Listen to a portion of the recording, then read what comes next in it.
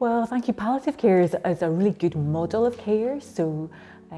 It is a real attempt to look after people who are uh, terminally ill, so in the last maybe year to 18 months of their life. And we, palliative care doctors and nurses, try to help with physical symptoms, so pain or breathlessness, but also with psychological support. So a lot of what they do is coming alongside people and supporting them with understanding what their illness means, what the difficulties that they might anticipate having, and helping them support them and their families. So a great deal is about supporting loved ones amidst a terminal diagnosis. And also it's important to have spiritual support. So many people have anxiety or distress at the thought of death, and there's a really wide team of people that can help with that and help with understanding, looking back on your life and towards your death. So it's usually delivered by quite a big team. So doctors, yes, but actually lots of nurses, occupational therapists, physiotherapists, chaplains, dietitians. There's a big team of people that are involved in delivering palliative care. And actually it's delivered in different settings. So we have it in a community setting, so led by general practice teams and the district nurses, or we have it in hospital teams. So hospital doctors and nurses can maybe go to see people on the ward with particular difficulties. So the situation is that the model is a really good model of care, but the difficulty is that not everyone has access to that care. And so we know across the UK about 1 in 4 people don't get access to palliative care towards the end of life. And those are Marie Curie data, that they are not accessing the palliative care that they need. And what we find is that particularly those who have a non-cancer diagnosis are less likely to get palliative care. And there are just so many things that we can do that we're not being able to do because there's just not the care there for people.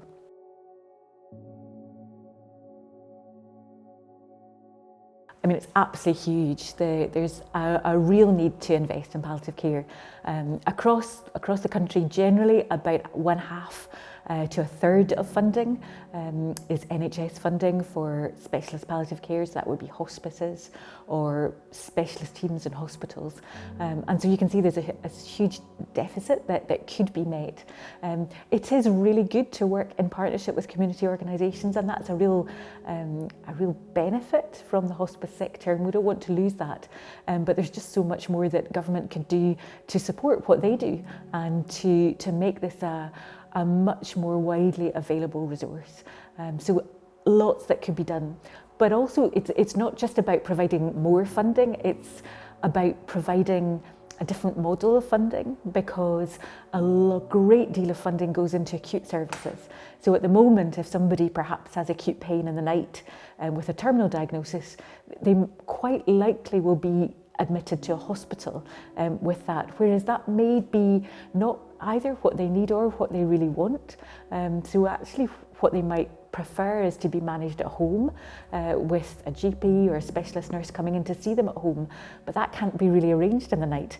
And so what we want is better models of care to be transferred to the community so that problems are dealt with during the day and in the community, rather than everything coming to a head on a Saturday night or overnight when the services are not there to help people. So it's working smartly rather than just putting more money into services that are doing a good job but just not meeting the needs of everyone at the right time.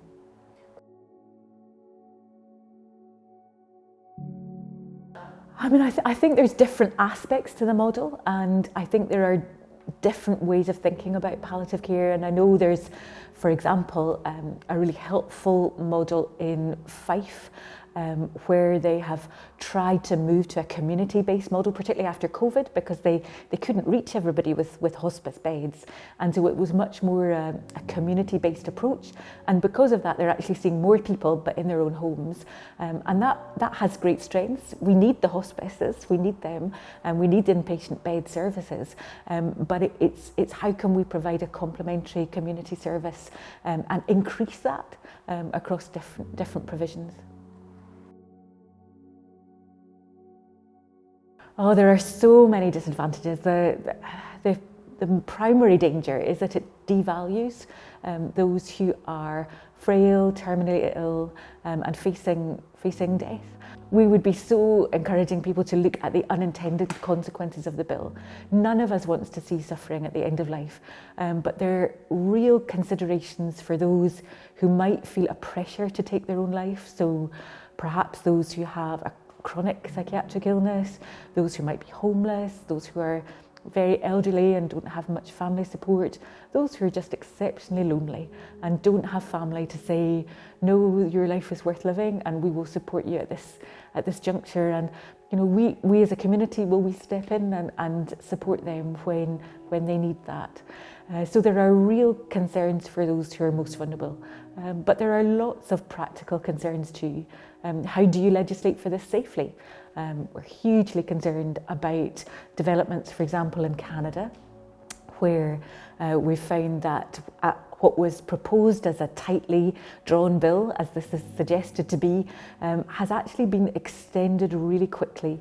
So it was immediately challenged on human rights and equality legislation, and said, why should it be just for those who are terminally ill? Why not for those who are chronically ill and suffering? And so the Canadian legislation was extended to include those with a chronic illness. And it's actually been extended again to include those with a psychiatric chronic illness. And it's just so hard to think that those with a chronic mental illness might be offered the means to take their own life rather than being counselled against taking their own life.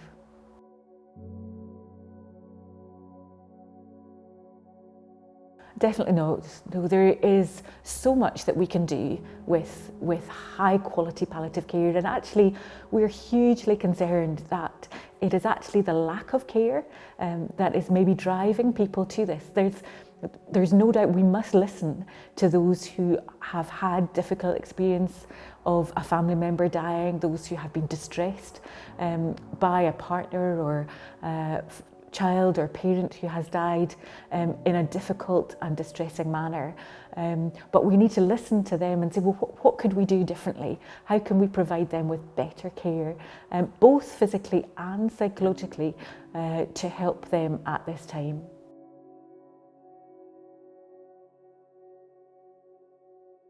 Well, I think it's very understandable that people are scared and anxious as they face a terminal diagnosis, and we have such a responsibility to stand alongside with them when they're facing that. But what we have seen in the hospice community is that many people might have a transient suicidal thought, perhaps a thought that they just can't go on, or they can't cope, they can't manage, or that it's a burden on their family and friends and they don't want that.